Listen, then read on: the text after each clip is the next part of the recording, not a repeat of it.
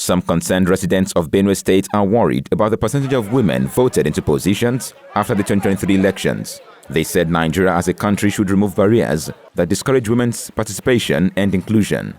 This appeal comes after only 4 Benue women were elected in the just concluded general polls.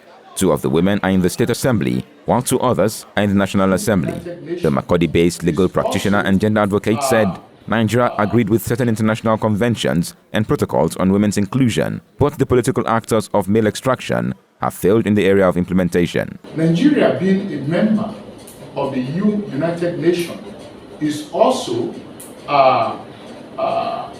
aware of the UN Women Resolution 1325, which talks about issues of women inclusion, called the WPS, Women, Peace and Security. Now, other countries have gone ahead to, as a matter of fact, legislate or put in place legal framework that will demystify all forms of barriers against women. And I think that is what we need as a country. Residents called on the women folk to do more in the area of economic empowerment. These, they said, will remove certain impositions as well as discrimination against the female gender in Nigeria. We should look out for the next generation. We should try to socialize our children, both men, both the boys and the girls. To start training the next generation to understand that men and women enjoy the same.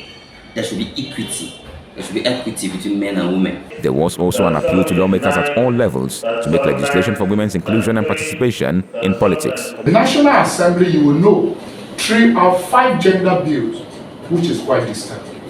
And as a state, Benue in particular, I will call on the 10th State House of Assembly to, as a matter of fact, consider a specific legislation that will give a certain portion of seats, both in the National Assembly or in the State House of Assembly or in the executive arms of government.